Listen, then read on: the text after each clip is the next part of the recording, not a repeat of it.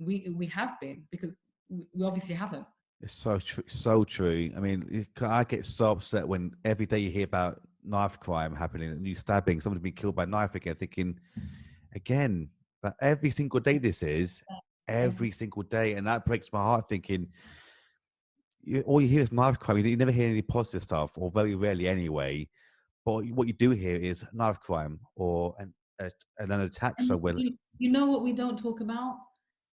We talk about somebody dying or being hurt.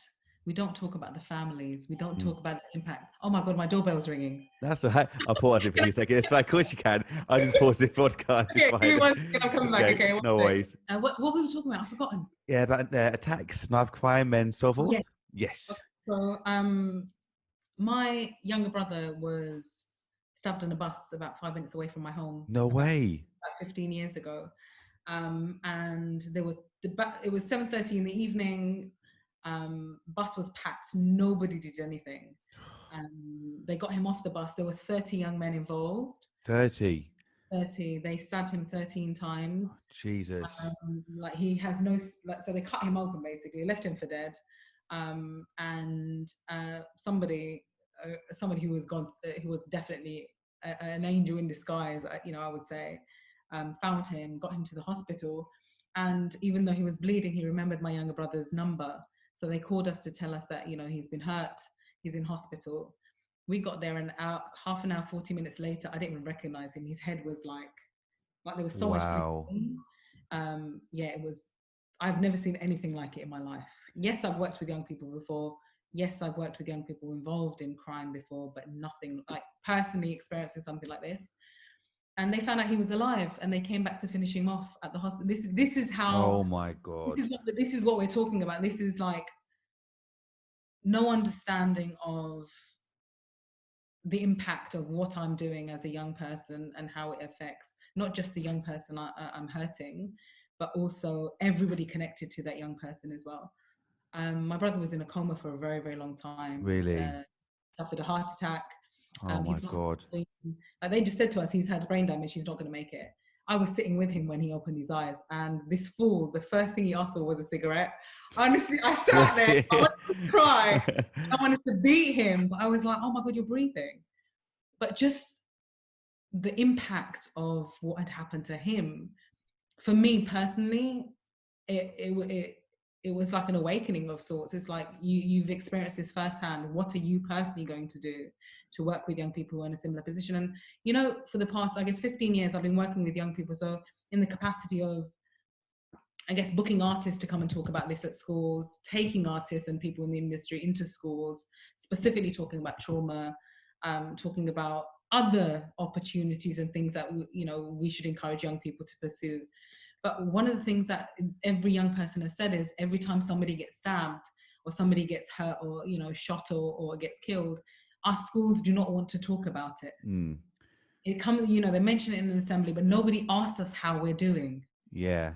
That's a culture we have to change. We have to allow our young people to talk about this stuff, because when you're constantly experiencing trauma, the impact of that is, I'm desensitized. Like this doesn't affect me at all. There's no emotion. So those same young people are out here living their lives and are harmed or being harmful to others, but don't recognize that that's an issue. And it starts from a very young age. So a lot of our work, whatever industry we're in, somebody somewhere that we know has experienced trauma.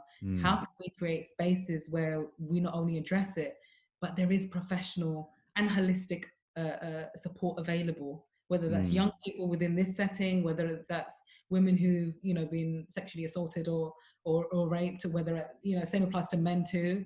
It's just there are traumatic experiences in our life that we carry as a child that we don't just release until we have that support, or there's some kind of therapy available. And I think that's something that the arts and music has the capacity to manage and to do. And I think those partnerships are really, really important. That's what I've been doing over the past few years. And it's like you see it firsthand. You walk into a room. Like for the past 2 years, I've delivered this program which is called The Formula, which I've created at a pupil referral unit, and it's just for girls. I want to get into that, yeah. So it's 11 to 16-year-old girls. And there's a lot of programs for young boys, but within that setting, there isn't necessarily anything for girls. And I really wanted to take women who work across the music industry on, large scale events and have partnership with some great people within the music industry into the school. And the first day was everybody just sitting there like this. Nobody talking, it's like screw faces, everyone. Yeah. But by the evening, one of the things, I always do a creative writing session on a Monday when I walk in, and it's like, talk to me about what love means to you. Talk to me about what emotion is. How do you show people you care about them? And we do it in action, but to talk about it, many of us don't. And as adults, we don't know how to do. And by the end of that day, every single young person in that room, a young girl in that room, came up to me and said, "Thank you. We've never done this before."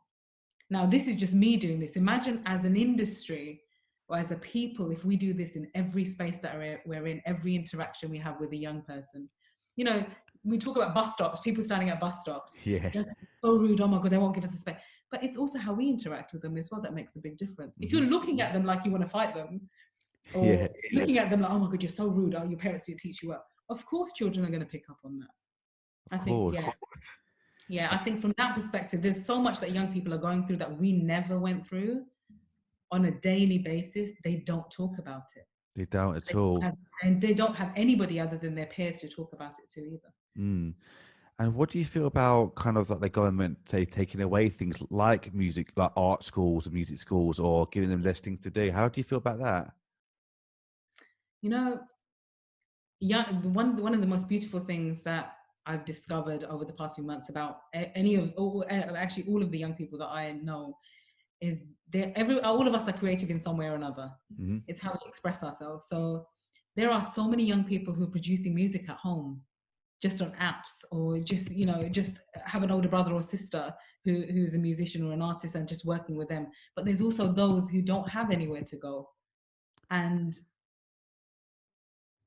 taking away those resources and opportunities has been a challenge for many of those young people, especially if that's the only time they're coming out of their house as well.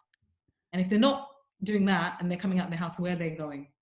Exactly. We talk about grooming and young people, in gangs. How do those young people end up in those spaces? They don't choose to be there.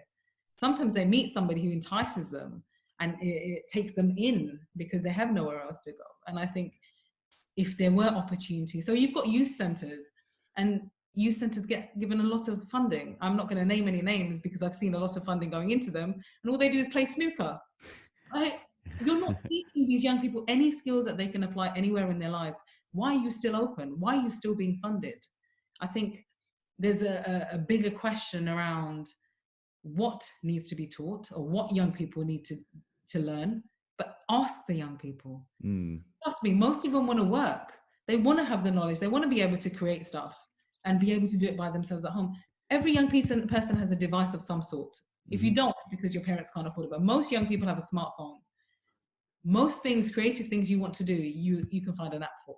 Of course you can. Or you easily. Do you know what I mean? So yeah. That if a child doesn't know where they're meant to go or what's going on, how can they possibly do it? You can't expect a child to just know these things.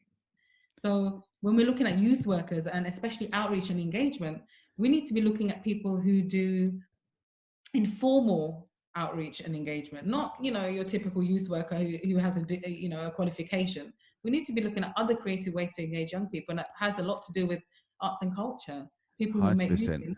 That I know so many people who'd love to do that work, but because they don't have a qualification, they can't get into a youth center. But you've got these elders who've been here for like 25, 30 years saying, no, come and play snooker. Come and learn how to write a CV. Nobody cares. Nobody cares. Nobody cares. Nobody cares. Nobody cares.